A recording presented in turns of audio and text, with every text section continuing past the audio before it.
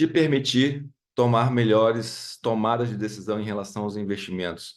É o objetivo desse vídeo. Quero mostrar para vocês aqui algumas rentabilidades históricas com alguns argumentos para você poder tomar melhores decisões de investimentos. Bom, estamos falando aqui no dia 1º de junho, né, o mês de maio de 2024 se encerrou. E como que se encerrou o mês de maio? A gente viu aqui a Bolsa Brasileira, o Ibovespa, caindo 3%, enquanto o S&P, o principal índice da Bolsa Americana, subindo 4,5%. A gente também teve os principais índices da Europa, que compõem ali as empresas europeias, subindo 3%, a China caindo 0,5%, a Índia também, o dólar subiu 1%, esse mês de maio. O minério de ferro, que é importante ver por conta da performance da Vale, né? A Vale é uma das maiores mineradoras, se não for a maior mineradora do planeta, e o preço do minério de ferro influencia nas ações da Vale e, consequentemente, afeta o índice Ibovespa, porque a Vale tem um peso muito forte no Ibovespa. O ouro, que vem subindo nos últimos 10 meses, aí, subiu mais 1,82 aqui no mês de junho, e o petróleo caiu 5,74. O que é importante saber sobre o petróleo? Bom, aumentos elevados do preço do petróleo aumenta a expectativa de inflação, né? Porque tudo que a gente consome depende de transporte. Então, se o transporte fica mais caro por conta do petróleo, da gasolina, do diesel, todos as coisas que a gente consome tende a aumentar de preço e com isso aumenta também a inflação. A gente está passando por um período aqui que a gente está preocupado com a redução da taxa de juros, tanto no Brasil quanto nos Estados Unidos, e a redução de juros depende da inflação. Então, por isso que é importante ver esses indicadores. A gente olhando aqui, ó, o gráfico dos últimos 3 meses, tá aqui, os últimos 3 meses, né? Então, o mês de maio, março, abril e maio. A gente viu aqui, comparando aqui o índice Bovespa em dólares, tá? O EWZ é o índice que mede a performance da Bolsa Brasileira lá na Bolsa de Nova York. É como se fosse um Ibovespa negociado lá na Bolsa de Nova York. Então, por que eu gosto de fazer essa comparação aqui? Porque o S&P e as bolsas americanas estão cotadas em dólares. Então, é uma forma da gente colocar no mesmo gráfico os índices cotados, todos eles em dólares. Tá? Se você for ver a performance em reais, vai estar diferente dos valores aqui informados, porque vai ter que compor ali junto com a variação cambial, transformar de dólares para real, para você ter a variação em real. E no próximo vídeo eu vou falar da variação em reais. Então, pois bem, nos últimos 3 meses, aqui eu estou falando no dia 1º de junho de 2024, em dólares, a Bolsa Brasileira caiu 7,19%, enquanto o S&P 500, que é o principal índice da Bolsa Americana, composto pelas 500 maiores empresas nos Estados Unidos, subiu 4,83%, e o QQQ é um ETF que replica o Nasdaq 100.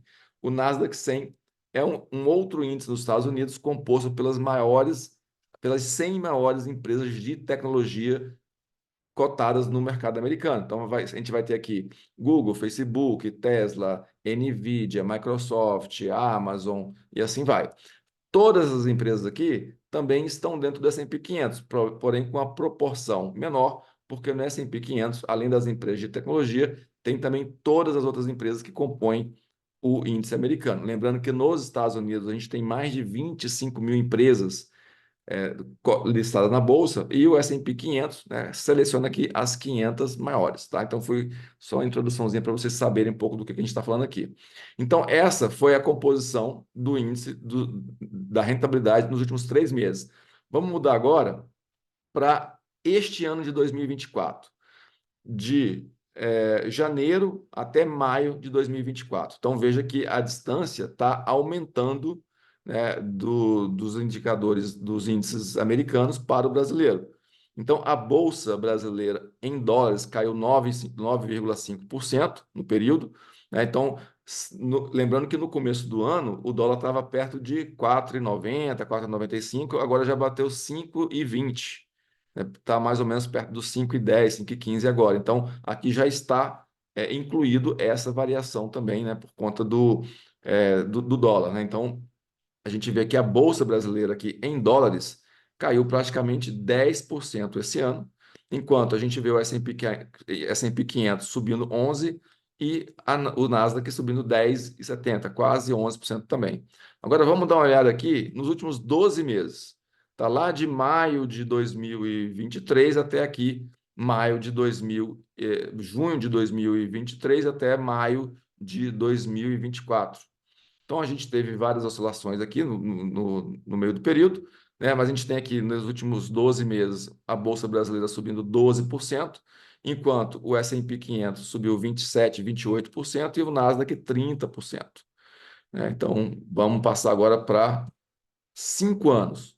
Então, nos últimos 5 anos, a gente vê a Bolsa Brasileira subindo 10%, a Bolsa Americana subindo 103% e o Nasdaq 100, 162%.